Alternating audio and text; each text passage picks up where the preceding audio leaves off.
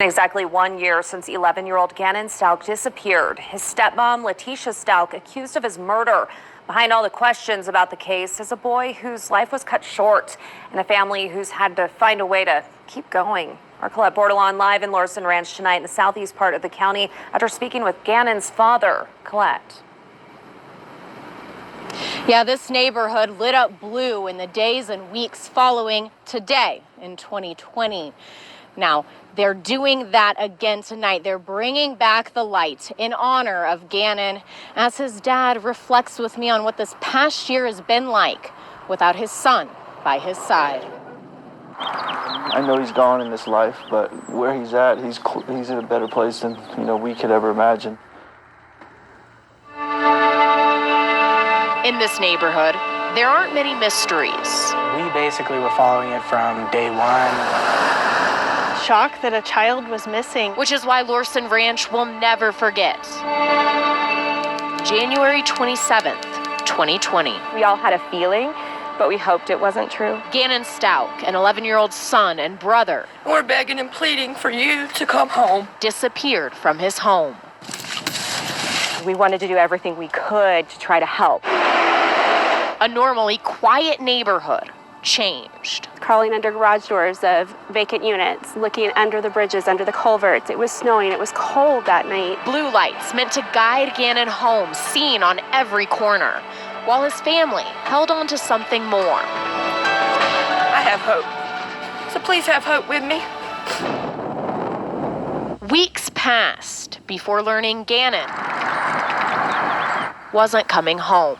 Today I got the worst news and the best news. Obviously, we know what the worst news is, but the best news is that justice will be served. And I'll make sure that justice is served because my boy did not deserve any of this that has happened to him. The answer no one wanted to hear. It's hard to imagine a day, so. For Gannon's dad, Al Stauch, March 2nd was the day the light of hope dimmed when an arrest was made in his son's murder. Your little boy, my only boy, was gone. And while words can't sum up his son, Love is one.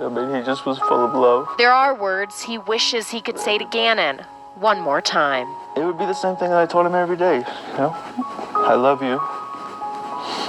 Don't get off the bus without your sister. That's what I would say to him, the same thing, because that's what I miss. Something no parent should have to live through. It would have been so easy to lay down and just let this overtake us, but we're still here and still going. With his memories frozen in frames. As we look around, we got pictures on the wall and stuff, and sometimes it's hard to see those. And as time ticks on, he finds strength in his daughter, Gannon's sister, Lena. My whole world has been about her and making sure she's able to make it through this. I love you. Me too.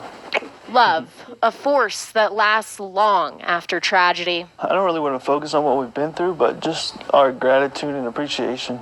I can't express enough the thanks for what the good people in the community have done throughout this past year. Honoring Gannon by holding our loved ones tight. And a year later, these blue lights for all of us, I think, are a way to remember him, to let him and his family know he's not forgotten.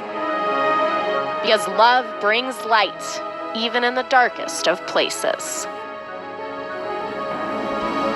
Neighbors here in Larson Ranch hope those blue lights spread beyond just this neighborhood. If you have any pictures of blue decorations or lights up at your home tonight, they want to see a picture of that on Facebook.